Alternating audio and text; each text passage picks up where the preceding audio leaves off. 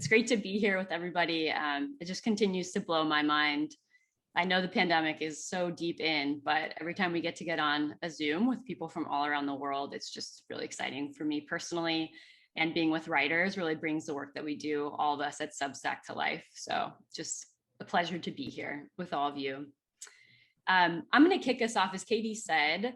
Last week, we really turned inward. We had all of you in attendance think about your own personal goals, your dreams, also some of the things that scared you about being a writer or publishing on Substack. And we looked at some of your stats and projections for what you might be able to do on Substack. And we're going to turn inward now. And I want to start by reflecting on who your readers are and helping you get really clear, cognitively clear on who you're writing for. So let's jump in. As Katie said, we're going to start with two deceptively simple questions today. And I say deceptively simple because it takes some real thinking and reflecting and refining to get strong answers to these questions. But what I want to do is figure out, do you know your readers well enough, and can you describe them well enough that you may be able to find more of them, attract more of them, or serve them in your writing? And Cole will take us through some exercises thinking about that side.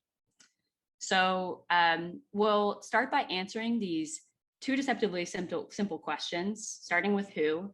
And I want to invite you to start jamming on your answers to these questions right now. If you have a piece of paper and a pen, if you have notes on your computer, pull those up, start getting your ideas down. And ideally, we want you to walk away today with answers to these two questions that you could repeat to your fellow writers in our breakout sessions later on today. So please start jotting your answers down now.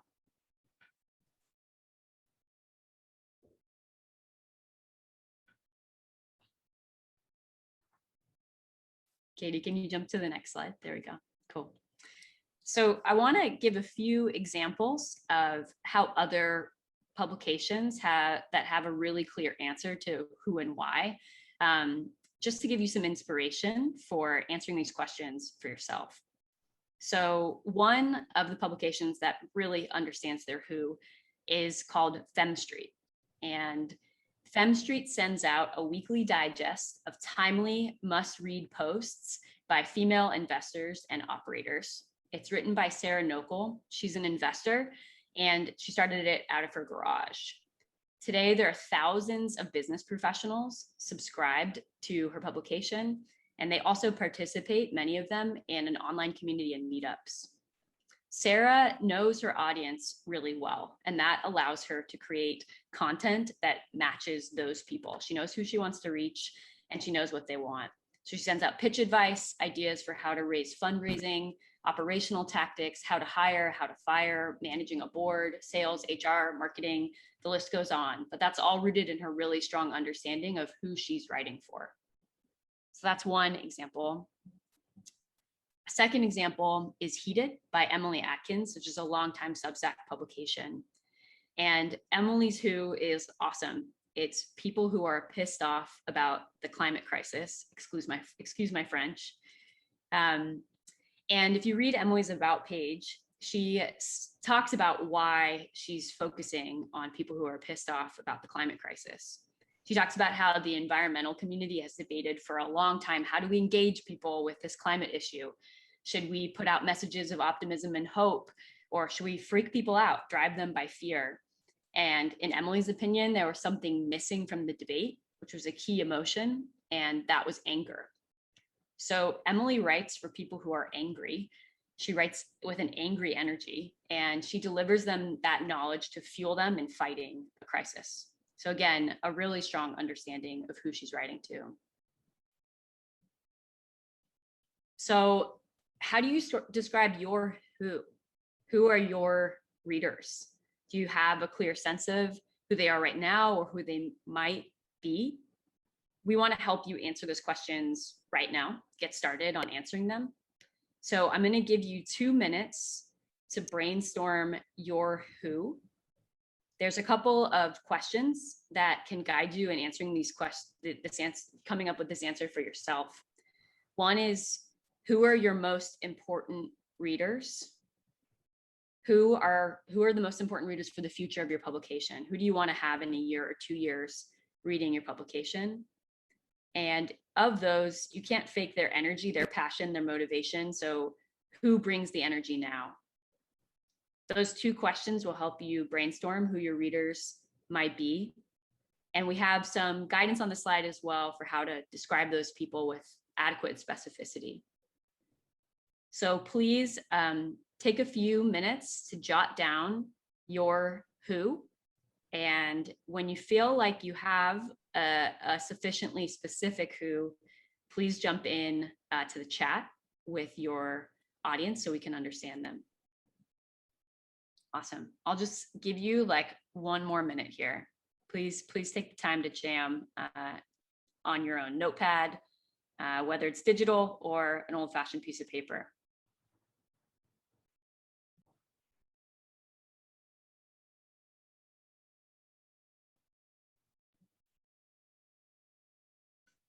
Jackie says, interesting. I thought I knew my who, but when I started thinking about it, maybe I don't.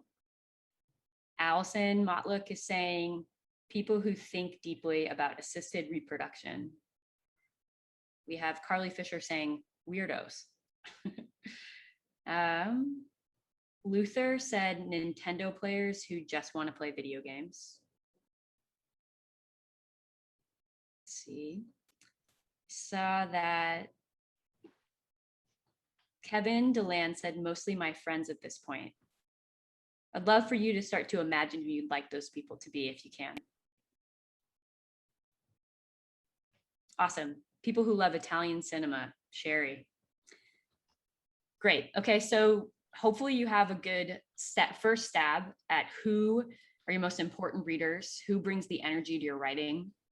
Now it's time for that deceptively simple second question, which is why?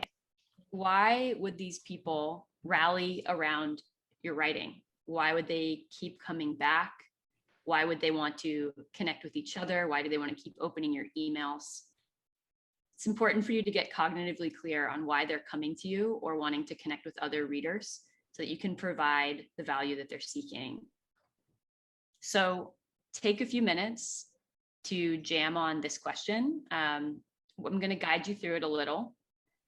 So when we talked about Heated and Fem Street, to me, Fem Street is a great example of skill development. So they offered tips on how to craft pitches, fundraise, build businesses, help people who are trying to develop a muscle do that. Heated is really about collective impact. Emily wants people who are angry, who are pissed off, to take action, to change something in the world. But there are other whys out there. Take you through a couple more examples of Substack publications. So Platformer is a pretty well-known Substack written by Casey Newton. And in an interview with him that we have up on our blog, he emphasizes the importance of doing a concrete job for your readers. He says that might be reading and synthesizing in-depth information, doing math and modeling, creating great visuals, building community around a niche, or conducting original reporting. So Casey does that job. He does a job for his readers and more in order to guide them through what's happening in the fast evolving state of the tech industry and the governance around it. So to me, his why is really about guidance. Something totally different is one of the kind of lesser known but very vibrant publications on Substack called the Cosmic Cooking Club newsletter. It's by Sarah Kate Benjamin, and it takes readers, it gives them a peek inside her herbal kitchen. So for people who are curious about cooking for healing and with natural healing foods, they get inspiration by seeing what Sarah is whipping up for breakfast, lunch, dinner, snacks, drinks. And to me, her newsletter, The Why, is the inspiration to get cooking in a different way.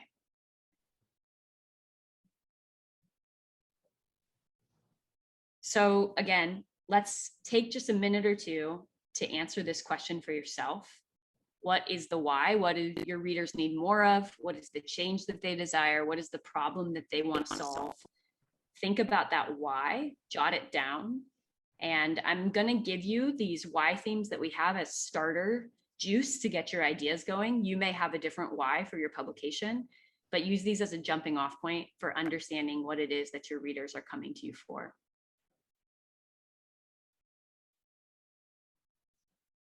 Katie, do you mind jumping to the next slide? There we go. Awesome. And when you're done, when you feel like you have a clear answer, please jump into the chat. Let's see. Allison, you were saying you like that readers like that the articles are probing but fair. What else? Coming through.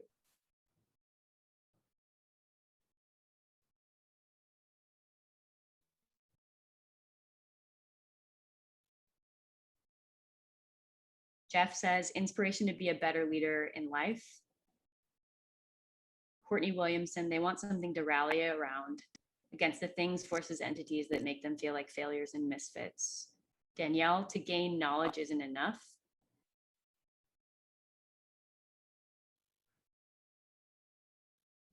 Distilled information, kind of like guidance about wellness, nutrition, and fitness. Awesome. This is great. Katie, also some folks asked to go back to the last slide, so maybe we can pull that up for just a second. Valerie Clark, for inspiration and to nerd out, to learn more about historical figures who lived outside of society's bounds and how they changed their communities. I love nerding out. That is a great why. Guidance and clarity around the rapid changes that happen in the startup ecosystem. Awesome.